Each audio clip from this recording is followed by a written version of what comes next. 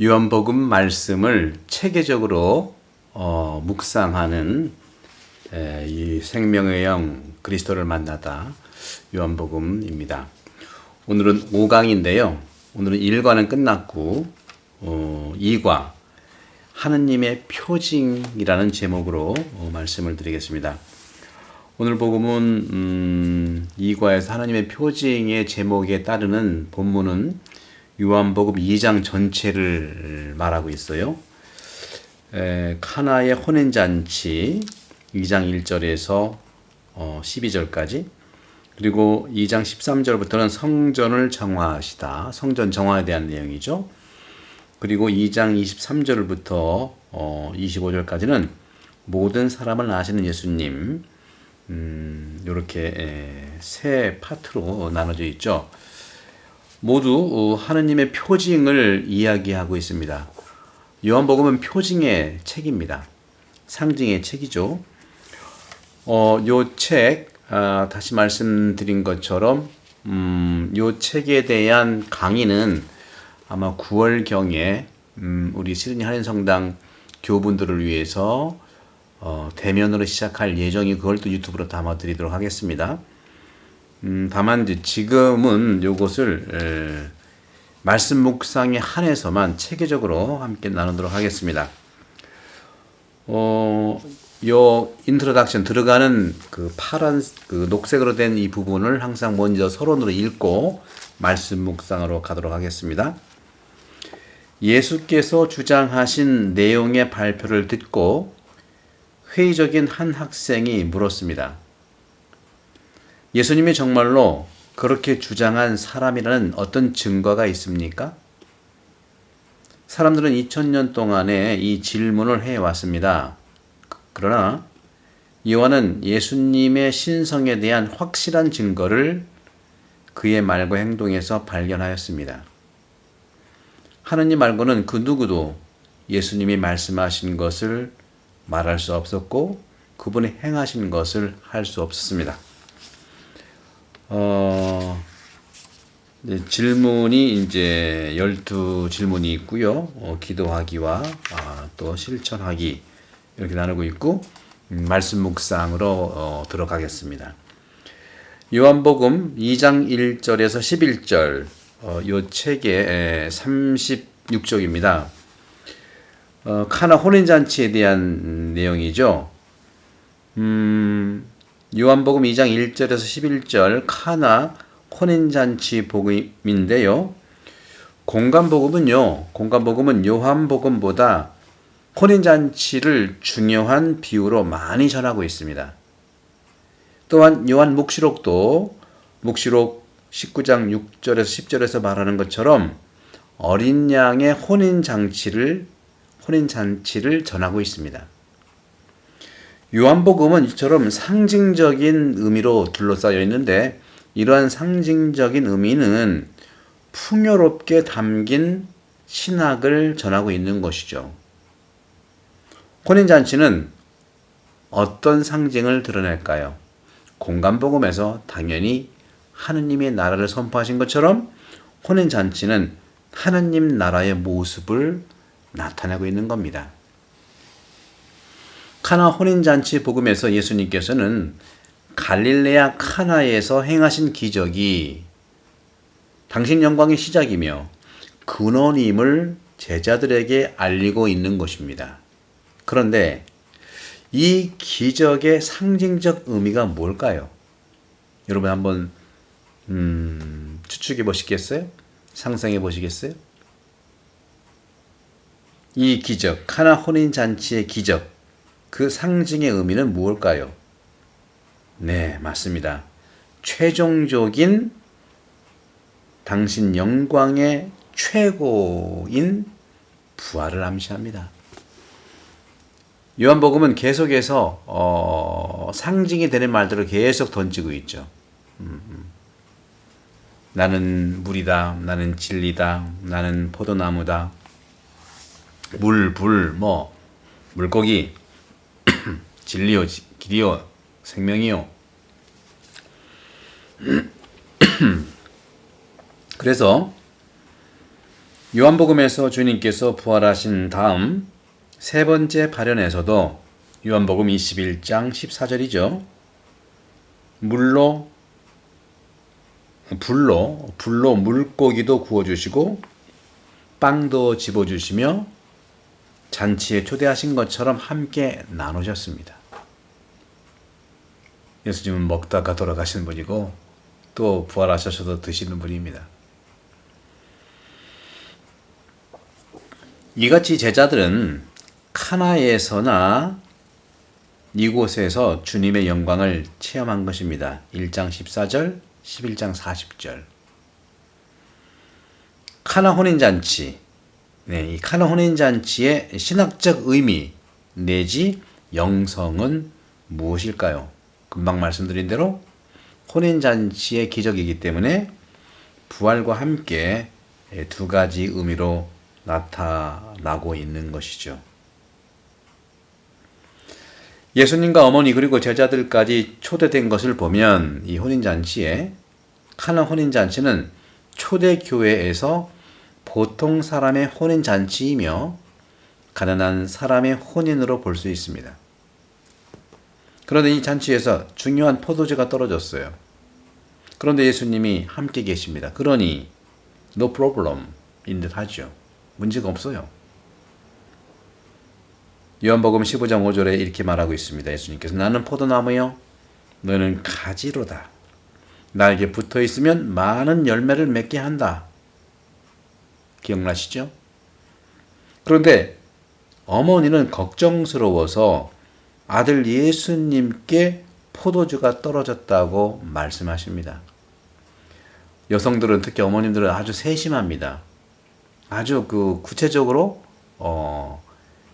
빈자리를 잘 보시는 거죠. 위생관념도 아주 좋으시고요. 남자들은 상대적이죠.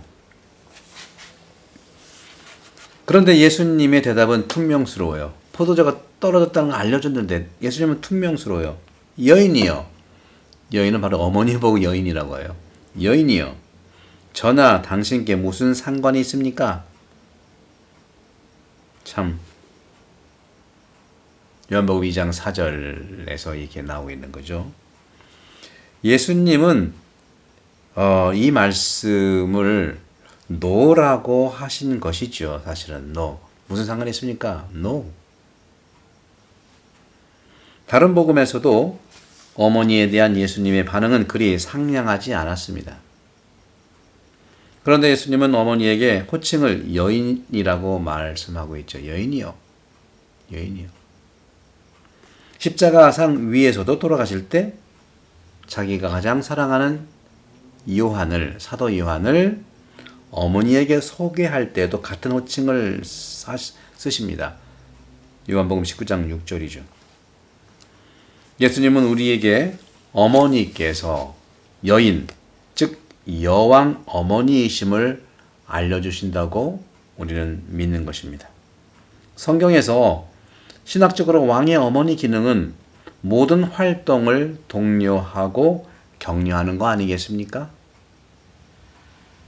그런데 역사적으로 많은 경우 어머니가 섭정을 해서 문제가 되는 경우가 많이 있었죠. 왕이 메시아적 기능을 수행할 수 있도록 어머니께서 격려하신 것이다 하고 이해한다면 어떻게 괜찮겠습니까? 어머니 없이 메시아가 일을 할 수가 없습니다. 존재 자체로 어머니는 메시아 왕이신 아들에게 기회를 주십니다. 당신의 영광이 카나와 십자가상 위에서 나타나는데 어머니는 아들 예수님이 자신의 영광과 하늘의 영광을 우리에게 주시고자 현시하도록 안내하십니다. 저도 어머니 기억이 납니다. 어머니께서 저를 애지중지 키워주시고 어머니께서 저를 가졌을 때부터 신부가 되어달라고 그렇게 기도를 많이 하셨답니다. 우리 삼촌과 이모들의 그 증언이 있어요. 그리고 5살까지 아마 6살까지죠. 충분한 사랑을 저는 받았습니다. 그리고 제가 어렸을 때 저희 어머니가 이제 본래 이제 저는 집은 대전이지만 어머니가 친정에 가서 저를 낳았기 때문에 친정이 논산이에요. 지금 대건고등학교 그 자리 등화동 그 뒷산과 아울러 있는 손씨네 집안인데 거기 가서 저를 출산하셨죠. 바로 마리아께서 나자렛 사람이지만 베틀레헴에 가서 출산한 것처럼 저는 집은 대전인데 바로 제가 둘째니까 둘째 아이를 낳으러 집으로 가신 거죠. 친정 집으로 가신 거죠. 하여간 저는 어머니의 기도 덕분으로 또 삼촌과 이모들의 여러 가지 어머니와 계획한 그러한 그 유년기 시절을 유아기 시절과 어린이 시절 아주 유년기 시절을 보냈습니다. 저도 기억은 잘 못하지만 이모와 삼촌의 기억에 따르면 이모와 삼촌이 같이 놀아줬으니까 우리 할머니 집이 비교적 컸고 뒤에 산이 전부 다 이제 할아버지 산인데 거기 삼촌들이 새도 잡아주고요. 그건 기억나요. 깨구리도 이제 잡아가 메뚜기도 잡아주고 무슨 세례자 요한처럼 그렇게 살았어요. 그리고 네잎 크로바를 다 따다가 네잎은 아니죠. 그냥 크로바를 다 따다가 그걸로 영대를 저한테 만들어준 거예요. 영대. 신부님이 이제 미사할 때 쓰는 영대 있잖아요. 강복 줄 때 하는 거. 그 영대를 만들어줘가지고 제 목에 걸어 줬다는 거예요. 저는 기억이 희미하지만 아빠가 저를 이제 대전에서 저를 데리고 이제 오셨을 때 아빠 하면서 제가 영대를 메고 강복을 줬대요. 그리고 제가 어렸을 때는 소꿉장난, 소꿉놀이를 했을 때 미사 드리는 그런 소꿉놀이를 많이 그건 제가 기억이 나요. 어렸을 때. 아마 6살, 5살 때, 7살 때, 그러니까 4, 5, 6세 때 소꿉장난을 그걸 했었죠. 어쨌거나 어머니는 이처럼 아들을 중심으로 해서 끊임없이 안내해 주시는 분이시죠. 바로 예수님, 당신의 영광이 카나와 십자가상 위에서 나타나는데 어머니는 아들 예수님이 자신의 영광과 하느님의 영광을 인간에게 주시고자 현시하도록 안내하신 겁니다. 예수님은 아직 당신 때, 당신 시간이 오지 않았다고 말씀하셨어요. 2장 4절. 여기서 때, 즉 시간이란 하느님의 구원 계획이 완성되는 때입니다. 요한복음에는요, 때가 굉장히 많이 나요. 그때는 9시였다, 그때는 밤이었다, 그때는 정오였다. 사마리아 여인만 보더라도 정오에 물을 길러 왔죠. 그죠? 니코데모가 예수님을 만나러 온 것도 밤이었어요.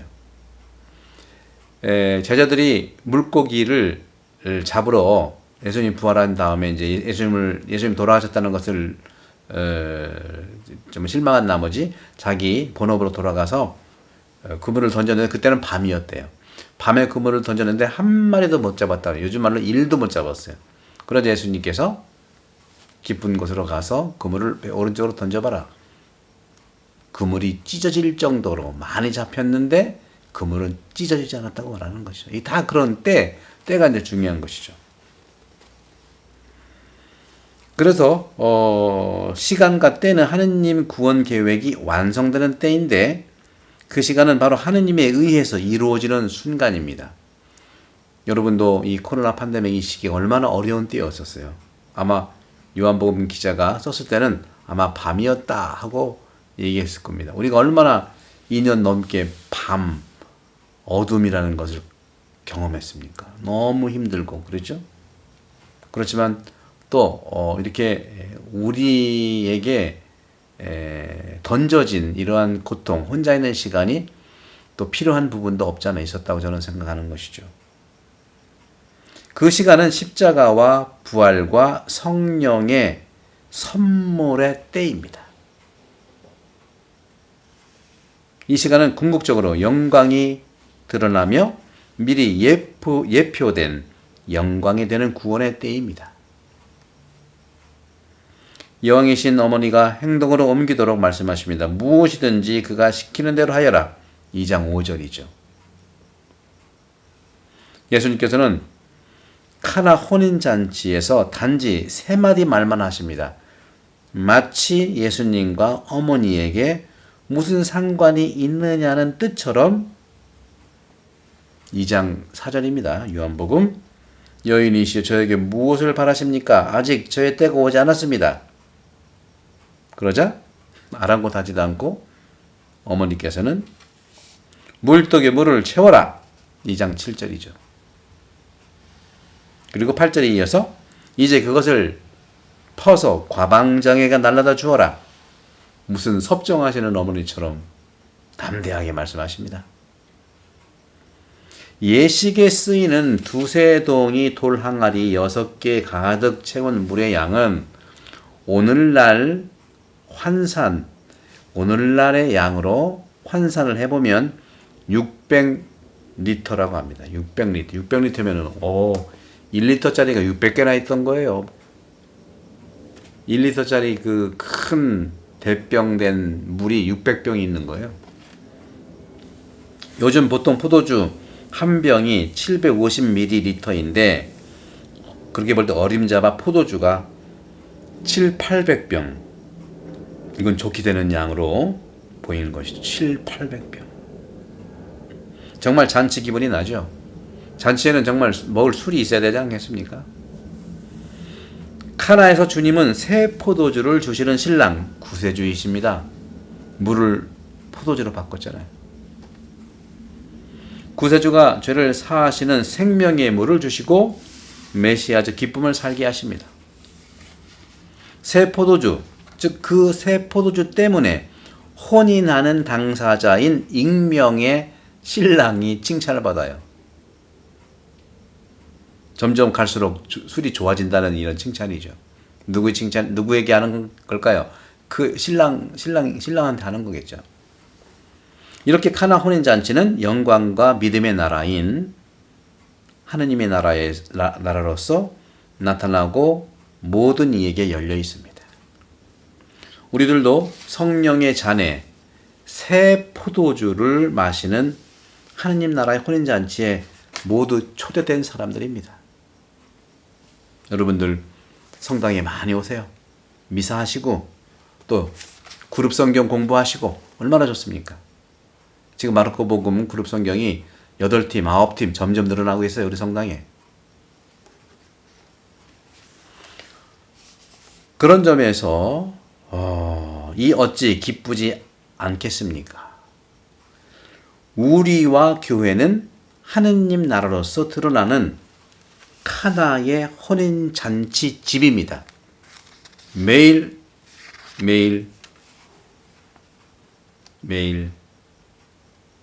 잔치를 벌리는 혼인잔치의 교회, 혼인잔치의 하느님 나라, 본당이 그렇죠. 우리 가정이 그렇죠. 그리고 이 장은 이제 여러분들 요한복음 2장 13절에서 22절 라테라노 대성전 봉헌 축일 이 성전을 허물어라. 그러면 내가 사흘 안에 다시 세우겠다. 요한복음 2장 19절의 말씀인데 성전 정화라는 이 사건은요. 공가복음 특히 마르코복음은요. 아주 후반기에 나와요. 성전 정화 사건 때문에 예수님은 정말 십자가상에 죽음을 당해야 되는 완전한 그러한 지도자들한테 완전히 눈밖에 난 겁니다. 반드시 죽여야겠다. 성전은 자기들의 정말 그 돈벌이의 온상인데 성전을 정화해버리고 판을 다 깨버렸잖아요. 이 경제 카르텔을 끊어버리니까 그 해당되는 종교 지도자 또 그쪽 정치 지도자가 결탁해서 이제는 온전히 예수님을 죽이려고 한 것이 바로 이 성전 정화 사건인데 요한복음은 이 성전 정화 사건이 아주 초기에 카나 혼인잔치와 곁들여서 나와요. 카나 혼인잔치 그 혼인잔치의 하느님 나라로서의 모습이 우리 집이라든가 가정이 성가정 그리고 본당이라든가 교회가 바로 하느님 나라로서 모습을 드러내야 된다면 곧 이어서 나오는 성전 정화 사건은 바로 그 하느님 나라로서의 이 교회가 또 그 하느님 나라의 잔치가 늘 정화돼야 된다. 그 말씀을 하고 있는 거죠. 영적인 건물을 져야 된다 하는 걸 얘기하는 것입니다. 이렇게 성전 정화 사건은 성전의 종말과 하느님을 향한 열정을 드러내는 계시를 말하고 있는데, 사흘 안에 다시 세워질 성전은 건물이 아닙니다. 그분의 몸입니다. 십자가에 달리는 예수께서 바로 성전의 종말, 곧 완성을 의미합니다. 종말은 완성이니까요. 그러므로 십자가상의 죽음과 부활의 파스카 사건을 통해서 건물의 성전 시대는 지나가고 이제 새로운 성전, 그분의 몸의 시대가 도래한 것입니다. 오늘의 성전은 과연 건물만 모습일까요? 아닙니다. 건물의 모습만이 아니라면 예수님의 몸이 드러나는 모습일까요? 두 개 답니다. 십자가와 죽음을 통해 부활을 만나는 성전일까요? 당연한 것이죠. 그래서 저는 여러분들께 이 성전 정화하는 이 부분도 정말 아까 말씀드린 대로 혼인잔치로서 하느님 나라로서의 교회가 성전 정화되는 모든 것, 건물도 정말 정화가 돼야 되고 그 성전 안에 있는 모든 하느님 백성의 몸도 성전이기 때문에 몸의 정화가 필요합니다. 그리고 이어서 모든 사람을 아시는 예수님 2장 23절에서 25절은 파스카 축제 때 예수님께서 예루살렘에 계시는 동안 많은 사람이 그분께서 일으키신 표징들을 보고, 그게 이제 하느님의 표징 아니겠습니까? 오늘 이 이과에서 나오는 이런 그 이과의 제목 하느님의 표징이 아니겠느냐 하는 거죠. 요 팁을 좀 드리면, 우리 본당에서 지금 그 청년 마르코가 만난 예수, 마르코 복음을 그룹 성경하는 팀들이 많은데요. 하나 팁을 드리면은요, 늘 여러분들이 질문들이 쭉 있고 본문들이 있고 그다음에 말씀 묵상 세 가지가 있죠. 질문들과 다음에 이제 말씀 묵상이 있는 거고요. 조금 전에 말씀드린 대로 세 가지가 있는데, 바로 이것을 이제 제목과 늘 만나서 그 문제라든가 말씀을 이해하는 키로 쓰시면 돼요. 이 제목은 키예요. 2장에서 하느님의 표징이라고 한다면 모든 게 하느님의 표징이에요. 카나 혼인잔치도 하느님의 표징인 것이죠. 성전 정화도 하느님의 표징인 것이죠. 하느님이 원하시는 표징이에요. 그리고 모든 사람을 아시는 예수님도 역시 표징들을 보고 그분의 이름을 믿었다. 하지만 예수님께서는 그들을 신뢰하지 않으셨다. 그분께서 모든 사람을 다 알고 계셨기 때문이다. 그분께서는 사람에 관하여 누가 증언해 드릴 필요가 없었다. 사실 예수님께서는 사람 속에 들어있는 것까지 알고 계셨다. 이 부분이 굉장히 중요해요. 하느님의 표징은 바로 하느님께서 우리에게 알려주시는 건데, 바로 예수님께서 모든 것을 알고 계셨다는 거죠. 그 의미를. 영의 인지입니다. 영의 식별입니다. 이것이. 그런 점에서 오늘 이 5강은 하느님의 표징이라고 하는 이과에서 요한복음 2장을 함께 나눴습니다.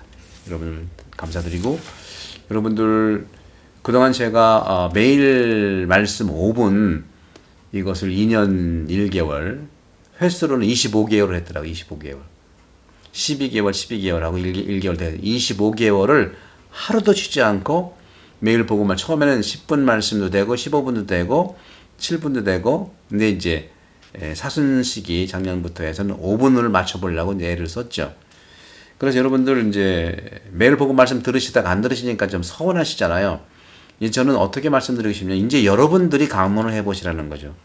그리고 참고하시려면 제가 어떻게 제 카톨릭 책방 그 알림란이 있죠. 거기 이제 여러 가지 이제 목록들이 있지 않습니까? 목록들 여기서 이제 보시게 되면은 네, 죄송합니다. 이거 목록들을 이제 쭉 보실 수가 있는데, 네.